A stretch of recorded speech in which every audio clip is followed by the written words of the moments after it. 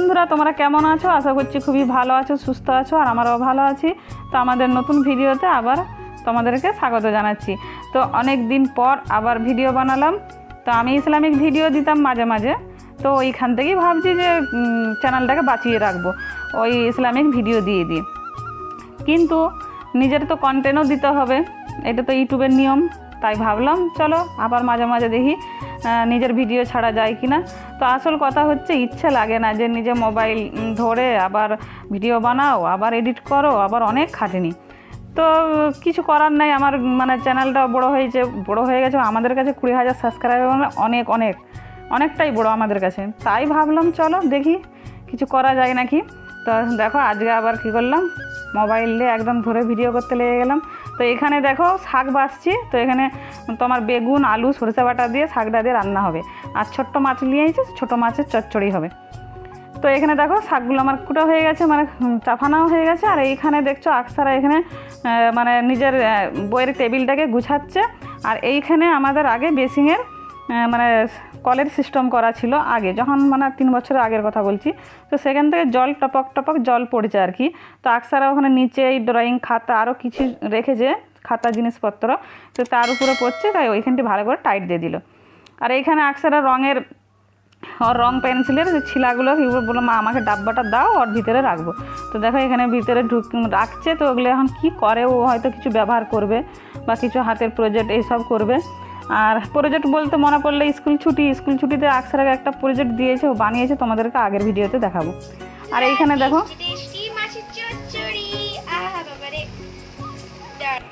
ঠিক করে নিয়েছি। এই দেখো টেস্টি মাছের চচ্চড়ি, চুনেপুঁটি মাছের।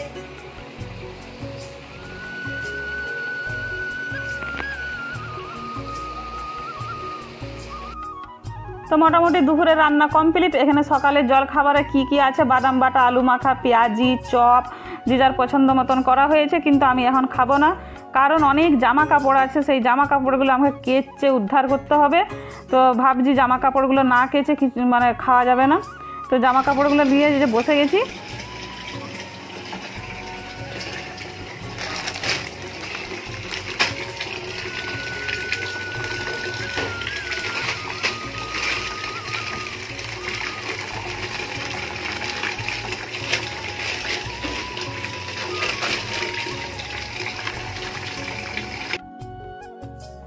তোমরা ভাবছো আমাদের এই জলের কালারটা লাল কেন? আসলে জলের অনেক আয়রন, আমাদের জলটা প্রচুর আয়রন। আমাদেরকে ওই জন্য ফিল্টারে ছেঁকে আমাদের ফিল্টারের জলটা মানে খেতে হয়। আর তারপরে ট্যাঙ্কির জল মানে একদিন উঠলেই লাল হয়ে যায়, এরকম ব্যাপার আর কি। তো যাই হোক, এখানে জামা কাপড়গুলো নিয়ে বসে গেছি নির্মা গুলে। আর তারপরে জামা কাপড়গুলো ভিজিয়ে বাটি সাবান দিয়ে ঘষে কিন্তু কাচতে হবে। আর এখন তো ছাদেই মানে এত রোদ, ছাদে মানে কিছু কাজই করা যাবে না, যা হবে এই গোসলখানাতেই কেচে আমাকে বেরিয়ে যেতে হবে। তো চলো কেচে তারপরে যাব ছাদে। তো ছাদে এখানে দেখো চলে এসেছি, ছাদে জামা কাপড় মেলে দেবো। আর জামা কাপড় আকসারাও মানে কালকের মানে টিউশনে 2 বেলা করে টিউশন যায়, ও জামা কাপড় খুলে রেখে দেয়। ছেলে দোকান যায়, জামা কাপড় খুলে রেখে দেয়। তাই জামা কাপড় না অনেক হয়ে যায়। তো ওই কারণে 1 বালতি করে জামা কাপড় বেরোয়। আজকে আবার একটু বেশিই বেরিয়ে গেছে। এই যে গানটা শুনতে পেয়েছো, এখানে হচ্ছে আমাদের টিএমসি জিতেছে, তাই এখানে খুবই মাইকের গান বাজনা হচ্ছে। তো যাই হোক, এখানে জামা কাপড়গুলো দেখতে পাচ্ছ, এই সব জামা কাপড়গুলো আমি কেচেছি।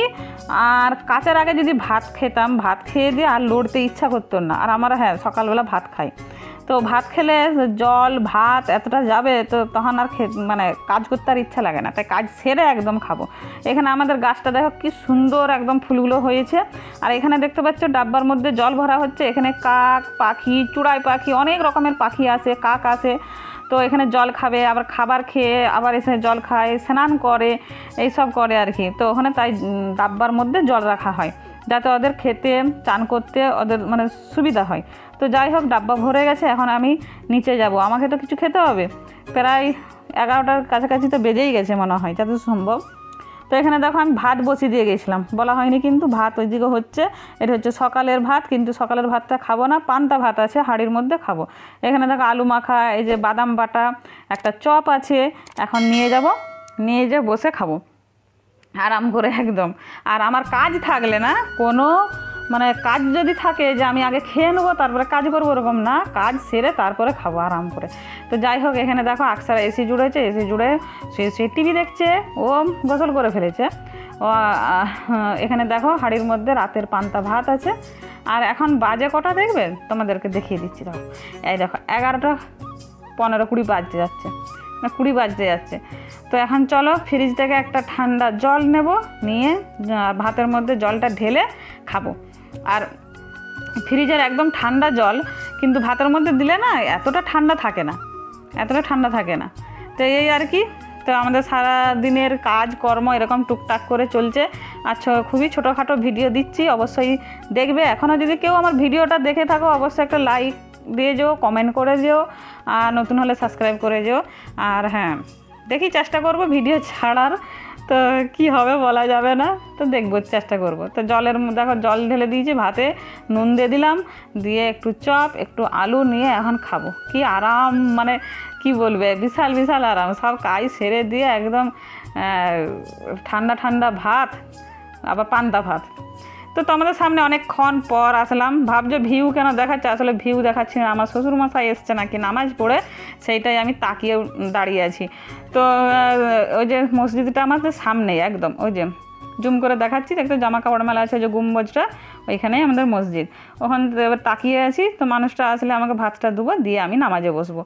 তো এবারে এখানে দেখো একটা আম নিয়ে নেবো।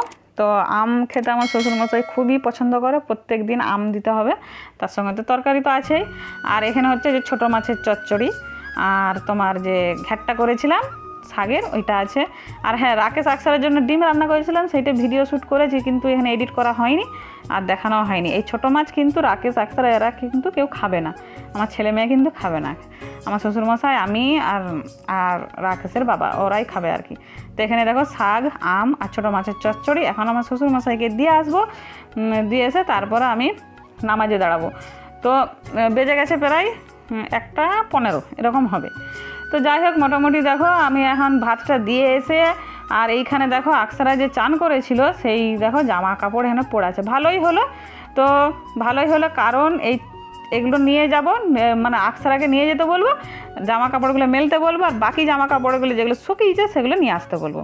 তো যাই হোক, ও আরামসে এখানে শুয়ে টিভি দেখছে, ওকে বললাম যে যা। আর তার আগে বললাম যে টিভিটা বন্ধ করে আর ঢাকাটা দে, যে থামো আমি টিভিটা বন্ধ করে ঢাকাটা দিয়ে দেবো, আগে ঢাকাটা দিয়ে দিই তারপর টিভিটা বন্ধ করে দেবো। তো এখানে ঢাকাটা এই কারণে লাগাচ্ছে, এসি চলছে আর প্রচুর প্রচুর গরম, বাইরেটা প্রচুর গরম। আমাদের এই দরজাটা লাগিয়ে দিলে না বারান্দার দিকে আর বাতাস যায় না, এই রুমটা দিয়ে লাগিয়ে দিই, এইটাই হচ্ছে মেন, ধরে নাও এটাই মেন, এদিকেই বাতাস বয়। তো এইটা যদি না লাগিয়ে দেওয়া হয় তাহলে আর মানে বারান্দার দিকে বাতাস যাবে না। তো এই রুমটা এসি চলছে, তাই ভাবলাম এখানেই নামাজ পড়বো। তো এই টিভিটাকে ঢাকা দিয়ে দিল, আর ওকে বুঝিয়ে বললাম যে জামা কাপড়গুলো নিয়ে এসে গুছিয়ে রাখবি, আমি তখন নামাইটা পড়ে নিই। আর এখানে দেখো টিভিটা আকসারা ঢাকা দিয়ে দিয়েছে ভালোভাবে। আর এই যে হ্যাঁ, আর একটা কথা, এখানে আমাদের অনেক দিনের এটা পুরনো এসি, প্রায় আমাদের কাছেই আছে 8 বছর হয়ে গেছে, আর লোকের বাড়িতেও ছিল অনেক দিন, এটা সেকেন্ড হ্যান্ড, তো মোটামুটি চলে যাচ্ছে। তো কেমন লেগেছে ভিডিওটা অবশ্যই বলবে কমেন্টে। তো রাখছি, তো খোদা হাফেজ, আমি নামাজটা পড়ে নিই।